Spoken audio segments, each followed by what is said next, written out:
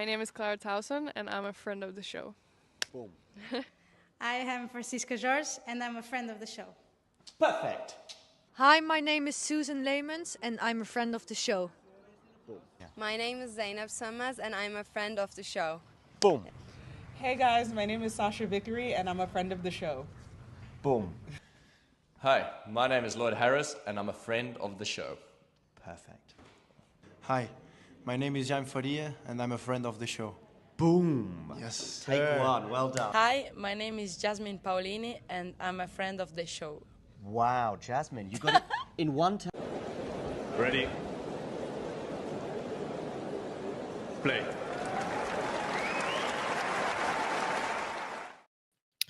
Good afternoon, good evening, good morning, whatever time it is in the world, wherever you're tuning in from. This is a short episode as we look towards the men's singles final, which is coming up in around about 11 hours from now. We've already seen a pretty dramatic women's final. Fingers crossed we can get a men's final to match. How optimistic are you that we're going to get an exciting men's singles final? Because they've been pretty few and far between in the last year, 18 months or so, right, Vanch? Yeah, I mean, last year, the Australian Open, we had the 2 sets to love comeback from Sinner over Medvedev, who was pretty physically exhausted by the end. I mean, he plays those great first 2 sets, but then, just he spent over 24 hours on court, and eventually I think that caught up to him. And obviously, Jannik is in the form of his life. So, but yeah, I'm hoping it can be a memorable one. I think Zverev has hired his old fitness coach, and we know how he loves playing really long matches, how physically strong he is, and how he backs himself in terms of the physicality. And we know that Jannik has been a little bit under the weather this week when it comes to against Holger Rune, for instance. He had that heat illness kind of a thing that he was able to work through. He has suffered some cramps in the semifinal at the 2.5 hour mark against Shelton. So maybe these are some things. I don't know, if you're optimistic for Zverev, those are some of the things that you look at and you're like, okay, I'm going to try to make this as attritional as I can and try to get it to a 5th set where maybe that's my best chance of winning physically. Yeah, maybe. I mean, that is some moments of optimism. Do you think that was a tactic of Zverev's the other day? Because the rallies were a little extended. It did feel a bit sluggish, that match. And do you think he sensed an opportunity against Novak by making it long and hard and tough, especially in the heat of the Melbourne sun? I think yes and no. I think yes, he probably came in with that tactic in mind, just knowing that Novak was battling that thing for two days, and at this point in time, he would back himself physically, I would think. But he was playing more offensive on his service games. But then on the return games, every time he had a chance, like those 5 break points, that's the kind of play that makes you question if is he ever going to get over the line, because there were so many times in that moment when he was like 7-8 feet behind the baseline and not really being proactive with his shots, not really forcing the issue, and instead kind of just waiting for errors. And I think against the quality of Sinner's ball striking off of both wings, I don't think that's going to work. So he's going to have to be a little bit more proactive. He's going to have to go after the forehand a little bit more while still maintaining what his strengths are. So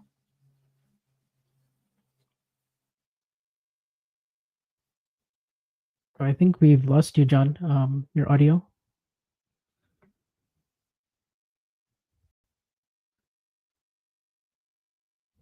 Yeah, that's okay. My mic just... Okay, you're back now. Yeah, I'm back now. I'm going to be without my mic for the last few minutes. But yeah, where do you see this kind of match being won and lost, and some of the patterns of play you might expect from these two?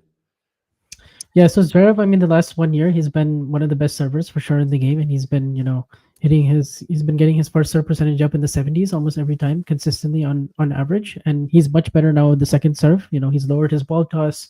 It's not really a problem we associate with Zverev anymore, like we did, let's say, 4 or 5 years ago. So he's gonna have to serve. He's gonna have to serve really well. But here's the thing: is that Jannik is one of those returners that I think, because of his length and his ability to get the ball really deep on the service shoelaces, it might not be enough to just make a really high percentage of first serves. Zverev might have to gamble a little bit, and he might have to, if that means serving at 60% but hitting your spots, that's better than, I think, serving at 75 and not winning as many first serve points by taking something off the first serve. So I think, spot serving is going to be big for him. Zverev, he's going to want to look to get in that backhand to backhand pattern more than the forehand to forehand one for sure, because Jannik is going to like that cross court exchange, and he's going to look for the first trigger to pull down the line. I think Sinner also in the last 1 year he's worked on his drop shot, so he's gonna. I think I'm expecting to see a few more drop shots, especially like off the forehand side. Just bring Zverev in. Even Djokovic in the semifinal, I found him using the backhand slice a bit more just to break up the rhythm of those rallies. Lower contact point makes Zverev hit inside the court where he's not as comfortable near the net. And I think that's something that. So I expect to see that a little bit from Sinner, and then I just want to see how proactive Zverev can be behind his service games. I think he's going to look to do a lot of like serve +1, come forward, try to finish at the net, because he's actually good when he's not being forced by his opponent to be up there, but he's coming in on his own terms. I feel like he's improved his volleys the last couple of years. So all in all, I expect this to be kind of a long physical match.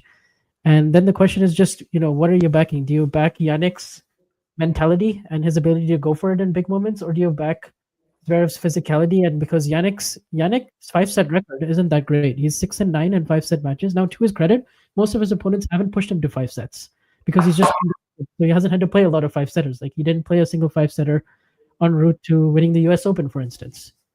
Or, at the Australian Open, like, I can't really look at the Medvedev match and be like, okay, Jannik has figured out his 5-set troubles, because, as I mentioned, Medvedev was pretty beat up. So I do have some question marks there. Like, Sinner hasn't won a match over 4 hours in his career.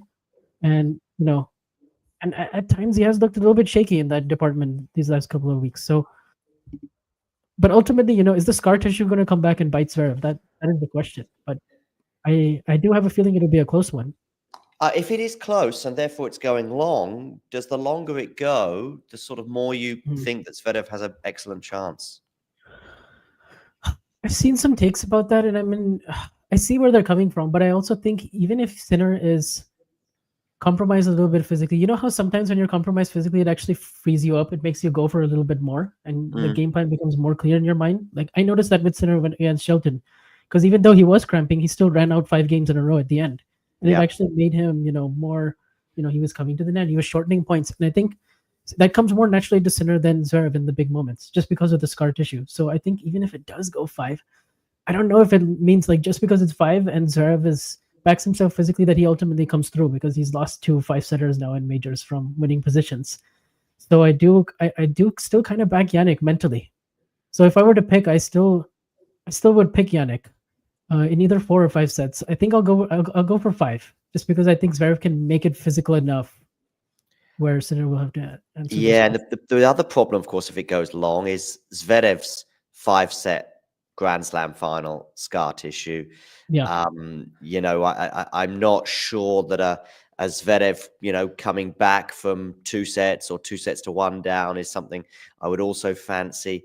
I think the anxiety he might feel. So I'm going to go with 4 sets for Jannik, because that kind of fits everything, if you like. I think it should be close. I think it should be competitive. I think it means he avoids that 5th set physical side of things, because it sounds like that final last year against Medvedev, from memory, on his side of the net, it wasn't too bad. He looked pretty fresh in that 5th set, but that's comparing it to the guy who'd just spent so much time on court in the form of Daniel Medvedev. So I do think that Sinner is, he won their last clash. I mean, it was a contender for match of the year in 2024. We spoke about it. It was a close one. It was 7-6 in the third. Zverev actually does lead the head-to-head 4-2, but I guess Jannik can sort of look at that Cincinnati one and the most recent one. Of course, they did have a 5-set match before in the US Open, and that was super physical between the two. I remember that 5th set, both were really struggling physically, but it just ended up that probably Sinner was feeling it even more than Alexander.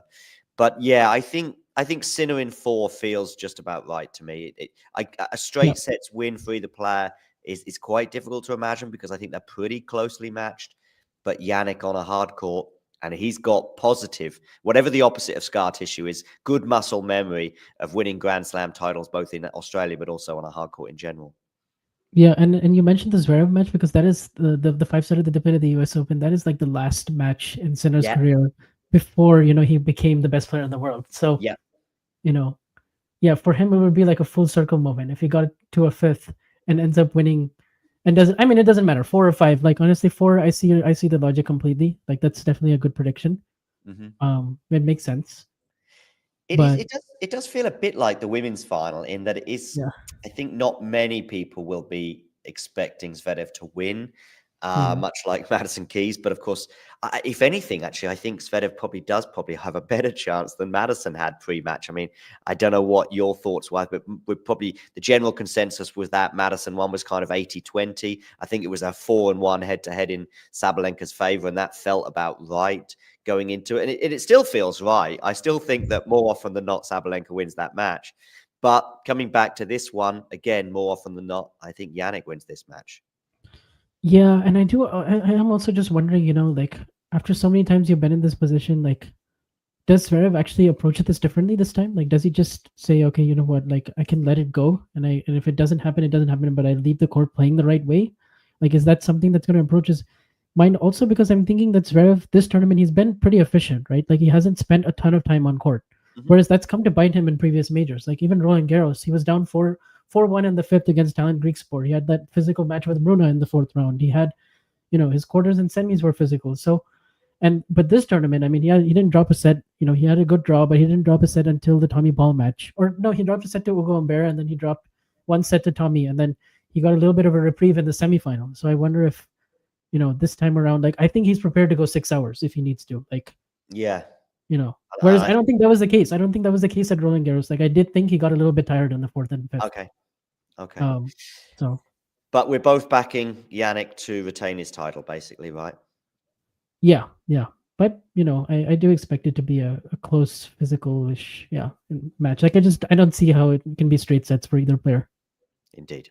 All right. Well, on that note, I did say it's going to be a brief episode, just having a quick look forward to that final, which will be coming up in a little under 11 hours from now. And depending on where you are in the world, maybe for many it's sleep well. For others, it's rest well, and hopefully you can stay up late and watch it. I believe it'll be starting at 12:30 your time, more or less, right? I'm getting my PTs and my ETs and my CETs and my GMTs down. I haven't quite got New Delhi, and I still haven't got Seoul. Seoul is quite important because obviously that's where Eddie is based. Yeah. We don't have anyone in New Delhi, but it's a pretty big market, of course. But I think New Delhi might even be a half an hour, like an 8.5 or 7.5, and of course it changes depending on whether we're daylight saving or not. Yeah, 12.5, 13.5 usually for me. For you, probably 3.5, 4.5. Yeah, something like that. Yeah. All right. Anyway, thanks for tuning in. Do check out Vanch on X for all his tennis takes at Vanch V2K. Also, give us a follow on X at Talking Tennis TT. We're also on Instagram as well. Thanks for tuning in, and to everybody else, you know the drill. When I find the clip. Give me a second. 3, 2, 1, go. If you enjoyed this video, make sure you hit that like button. Don't forget to subscribe and click that notification bell so you don't miss out on all things tennis.